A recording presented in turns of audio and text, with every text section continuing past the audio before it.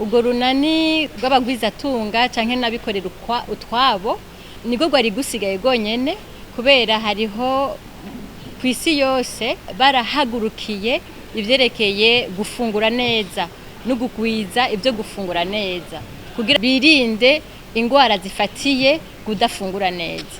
Hanyuma rero hariho leta y'u Burundi yafashe yaciye ifata uyo mugambi nkama, hanyuma ibice byose by'igihugu tuvuge ari abashinga amateka, ari abikorera utwabo, ari abaserukira leta, ari ibice byose biragira urwo runani, hanyuma kugira dushire hamwe.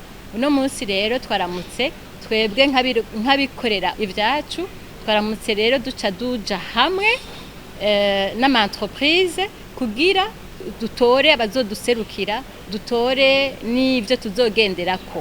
Nico gikorwa cuno munsi cyane cyane kubera umwe wese yakora ivyiwe, akabikora uko ashaka, akabikishira mu isoko,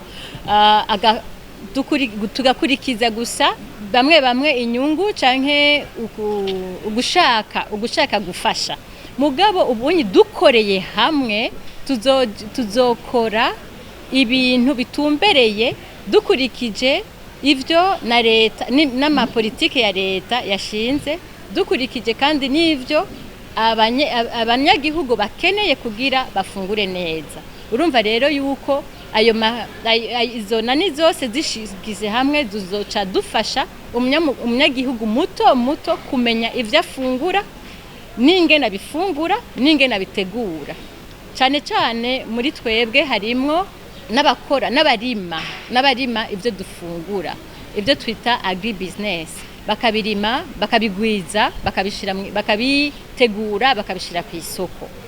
Ivyo rero tuzoca tubibandanya kandi tubigwiza, hanyuma bibe vyinshi kugira abanyagihugu babironke ari vyinshi, mu masoko turonke ibiriho bifite novuga akanovera keza, bigirira ingaruka nziza amagara y'abantu. Ni intango ngaha mu Burundi dukurikiye ibiriko biraba kw'isi yose. Uburundi nibwo bwari busigaye kw'isi yose, urwo runani dutariho abandi mu bindi bihugu bageze kure. Nico gituma ngaha anye turiko dushaka kwihuta umwaka w'ibihumbi 2019 uhere tumaze kugira urwo runani, tumaze kumenya n'ivyo tuzokorerako.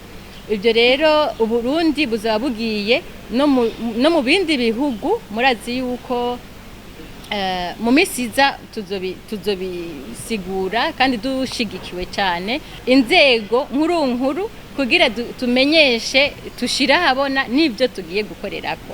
Ubwo rero ni Burundi bugiye hamwe n'ibindi bihugu.